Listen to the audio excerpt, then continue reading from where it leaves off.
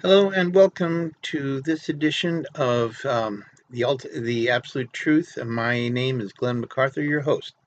Today we will be looking at the Ark of the Covenant and those who would be trying to find it. First of all, uh, I have to laugh. The last person who actually saw it and actually went to tell his friends that where to find it. He was just about ready to say exactly where he saw it, and he dropped dead at their feet. Now, I don't know about you, but I would say that's a pretty good. That'd be a pretty good indication not to go looking for it. Uh, you've got people like Expedition Unknown and the history of the Ark of the Covenant and all this stuff. The fact of the matter is that this thing is tantamount to I don't know, a an H bomb. Except, I mean, it's been known to kill a lot of people. It's been known to kill the people who carry it. It's been known to. It's kind of a device that I wouldn't want to be looking for. I would personally prefer looking in the Savannah swamp for that H bomb that fell out of that B-47 back in 1950s. That makes more sense. At least, I'd have a certain amount of protection. The protection of this thing is unknown. And the people who go after it have to have, well, I don't know, maybe they just have a death wish, but I think they're very silly. If you want to know where the Ark of the Covenant is, all you have to do is understand the Ark of the Covenant. First of all, where did it come from? It was created when Moses came down from the mountain during the Exodus, after talking to God for 30 days, saw them building a golden calf, and he threw the tablets of God's rules on top of this, and it exploded the calf into a million pieces. Well, he instructed them to pick up all the pieces and build a box to talk to God. Okay.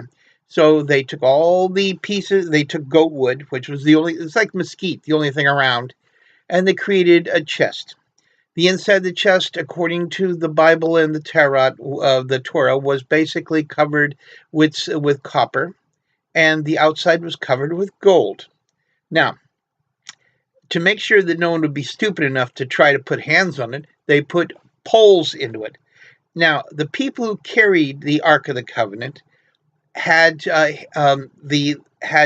metal girders, or not girders, but girdles, straps, which basically grounded them out. To give you an idea that this thing is kind of electrical, gives us one hell of an EMP. The next thing of it is that number two, all the high priests that would touch this thing had breastplates as well as metal girders. Now, what the breastplates did, we don't know. But no one's seen the breastplates since the ark went bye-bye. We don't know what happened. There are two ways of looking at what basically happened here.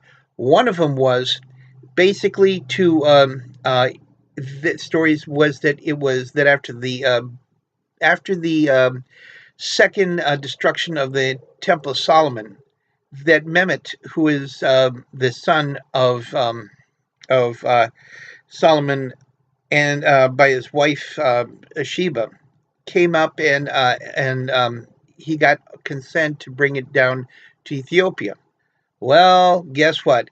They took it down. If they did take it out of there, I guarantee you there would be a lot of irate Israelis and a lot of irate people even in the area. I don't even think the Pharaoh would allow them to go down the river with that thing, because he already lost a hell of a lot. He lost an army and a city because of this thing. I sure as heck wouldn't want it on my soil, would you? So basically, what happened here was they say they got off on this island, according to the Josh Bingschwanger, or whatever his name is, from that show Expedition Unknown, and spent 100 years there while they were building the housing for it down there in Ethiopia, and several churches around it. Anyway, what basically happened was when they went to the island, they didn't find the graves of the high priests. They didn't find the breastplates. They did find a girdle. I mean, one of those girdles that I was talking about to ground the assistant priests out. And they basically went ahead and they said, "Oh yeah, well he was here." Well, let me tell you something. This thing has the potential of an H bomb. I mean, Shashan, the pharaoh, he opened it up and had his people check it out, or his army check it out.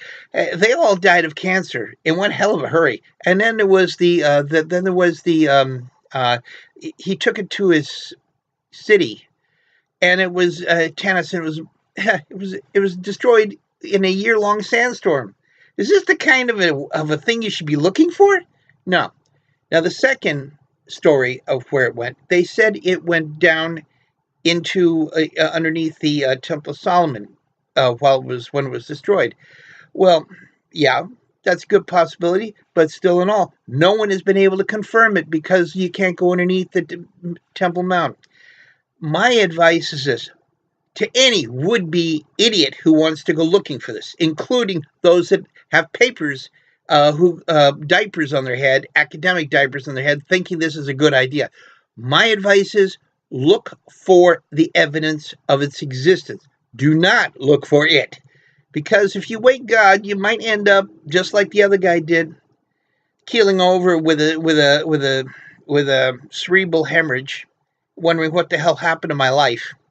No, you don't want to mess. You don't want to wake them up. You don't want to peel them up. Don't go looking for it. Leave it alone. It'll make itself presence known when it's ready, just like they did with Moses. He was a savior, got them all out when God said, "Yeah, I'm ready." Okay. Do you understand what I'm saying now? Look for the devices that were used to transport it. Do not look for the device itself. You may not survive. Okay, let's just leave that one alone. Raise the Lost Ark. Yeah, that's a good indicate. That should give you an idea of what you're in for. So, on saying that, I'm just going to say, sign off here and say, this is Glenn MacArthur, absolutetruth.com. Goodbye.